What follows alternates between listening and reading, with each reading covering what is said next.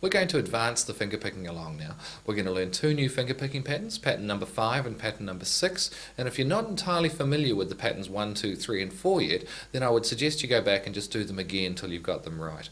But anyway, patterns 5 and 6. Now, the main variation on them between patterns, the earlier patterns and these ones, is that these ones are only half a bar in length, or 2 beats, as opposed to the old patterns 1, 2, 3 and 4, which were 4 beats in length, or 1 whole bar. The reason for this is that if we have a song that only has, say, half a bar of one chord, and then the second half of it has a different chord, then we need some half bar patterns to be able to play, because we can't play one pattern through 2 chords. So, what we've got is 2 patterns that are virtually identical. Pattern number 5 and 6 are so similar, except for the last note. So you've got 4 notes to play in each one, but the last note is different. On pattern number 5, it's played by the M finger, and pattern number 6 is played by the A finger. This gives them a different sound, a completely different sound in fact. And that's why pattern number 5 is called the standard one, and pattern number 6 has an accent. So, let's play them first and see what they sound like. So pattern number 5, we have the A, or the ring finger, and the thumb that plays, I'll play them on a G chord by the way, plays together, and then the middle finger, then the index finger, and then the middle finger again. 1 and 2 and again. Now we'll do pattern number 6. It starts off with the A ring finger and the thumb, then we've got the middle finger, and then the index finger, same as pattern 5 so far, except for the last note, which is the A finger. 1 and 2 and once more. So they're very, very similar to the earlier patterns. The only difference is, like I say, they're half a bar in length, and there's a little variation between the two.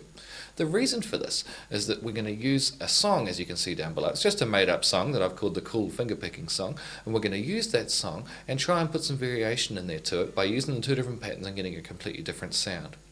So what we'll do now, let's just imagine that the first line of music, where it goes C, D, G, and then repeats that again, is the verse of a song. And let's imagine that the C, A minor, E progression, which repeats itself on the second line, is the chorus. So what we'll do is on the half bar sections of that, we'll use pattern 5 in the verse, and on the half bar sections of the chorus part, we'll use pattern number 6. And it should lift it up and give it a bit of a different sound, being that the verse will be a little bit in the background type thing by playing that note there, and the chorus will lift up. The reason for this is that pattern number 6 has the first string twice in a row. So let's just do it quickly on pattern number 6. We have half a bar of C, half a bar of A minor, and then a whole bar of G. If you listen carefully to what this first string note is doing, you'll hear it repeat itself.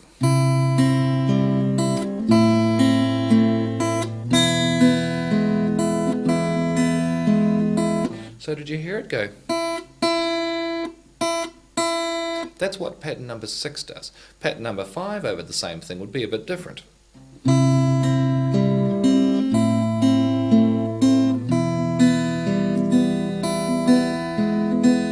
Hear how it sounded completely different there? It just didn't quite have the oomph that pattern 6 has. So, in a part of a verse of a song or something like that with half bar patterns, you would use pattern number 5, and over the chorus, to just bring it up a little bit and give it a bit more tension, a bit more sound, a bit more volume, that's where you would use pattern number 6. Anyway, I'll play the song for you now. Now, I would seriously suggest that this one gets practiced over and over and over again. It's very hard to get right. It's very hard to get your chord changing in time and get the finger picking going along at the same time. But it's well worth the effort. So, I'll play it for you now, and we'll talk a little bit more about it when I finish playing it. Starts off with a half bar of C, a half bar of D, and then a whole bar of G, where we'll use pattern number 3. And then we repeat that again, half bar of C, half bar of D, and a whole bar of G with pattern number 3. The half bars earlier there are going to use pattern number 5. Then we come to the chorus section, where we have a half bar of C, a half bar of A minor, and a whole bar of E. On the half bars there, we'll use pattern number 6 for the chorus, and on the bar of E, we'll use pattern number 3 again, and we just repeat that again. As you can see, on the very last part of it, I've put in a couple of accents there, which if you feel up to it, if you've got the rest of it going along good, then feel free to try and put them in. Anyway, 1, 2, 3, 4.